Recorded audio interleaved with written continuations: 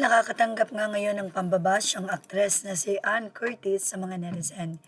Ito'y matapos nga na maungkat sa isang interview ang nasabing iconic na sinabi ni Ann Curtis habang siya ay nasa isang club kasama ang mga friends na sinabi niyang I can buy you your friends and this club.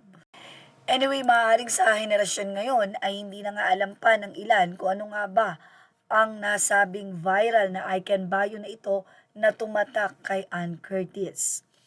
Ang linya na I Can Buy You Your Friends and This Club ay naging malawakang viral meme at bahagi ng showbiz chika noong 2013. Ito'y dahil sa isang nightclub incident kung saan nasangkot ang aktres na si Ann Curtis sa private luxury club sa The Fort Taguig City. Pero may kalakip na debate kung ito nga ba ay sinabi ni Ann Curtis o hindi. Anyway, hindi lahat ng eyewitness o sangkot ay kinumpirma ang eksaktong wording ng linyang ito. May mga nagsasabi na hindi ganoong eksakto ang sinabi ng aktres na si Ann o na-exaggerate lamang daw ito ng social media at tabloids. Ang talent management ni Ann Curtis noon na Viva Entertainment ay naglabas ng pahayag na ang insidente ay isang private matter at naayos na ng mga sangkot noon bago pa nga ito lumabas daw sa tabloids. At isa pa nga nagsalita noon ay si Femela Beranda, isa sa mga celebrity na nasangkot sa pangyayari, na sinabi niya na hindi eksakto sa kanya sinabi ang iconic line na iyon ni Ann.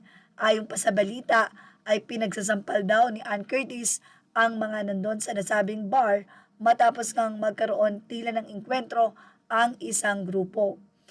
Ang linya na I Can Buy You Friends and This Club ay naugnay kay Ann Curtis dahil sa isang showbiz incident na umusbong noong November 23, 2013 sa Private Luxury Club sa The Fort Taguig City at ito nga ang pinagmula ng viral memes at chika online.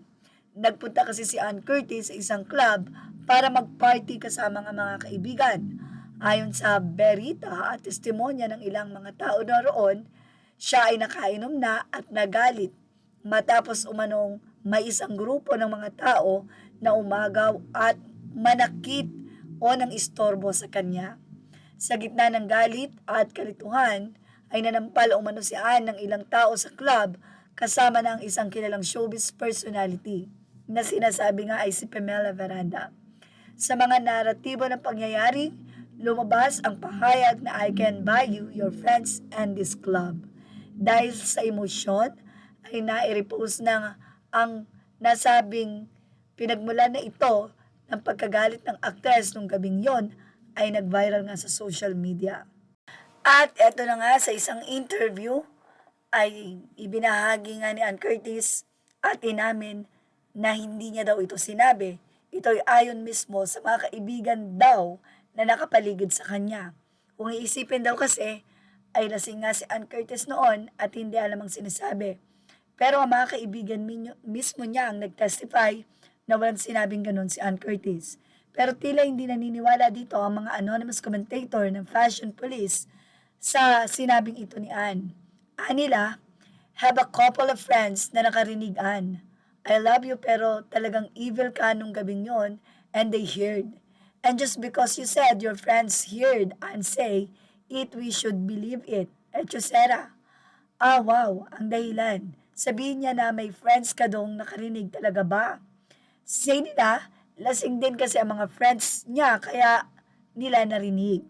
From an anonymous commentator, maniniwala ako, sige, truth mo yan eh, ha ha ha.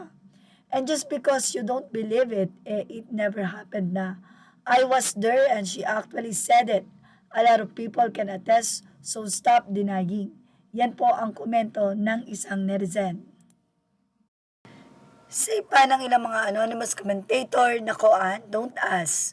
We know you have problem with drinking back then. Huwag kang magpa-backpedal now. Parang may witness naman na narinig siya. Possible din na she doesn't remember. Paglasing sometimes, we don't remember what we did or said while under alcohol. Sinong isa, imposible yan kahit gaano kakalasing, maaalala mo lahat. Hindi totoo yung nakakalimutan o nakakalimot ka unless hindi siya lasing lang noon. Say pa ng ilan, Miss Denial Queen Yuan, you said it, no need to deny it. She could just admit and say she was under the influence of alcohol and was not thinking straight. Lasing na lasing yata si Anne at the time, kaya hindi niya na ma-recall. Siyempre mga friends yan, mag-comfort sa kanya by denying it.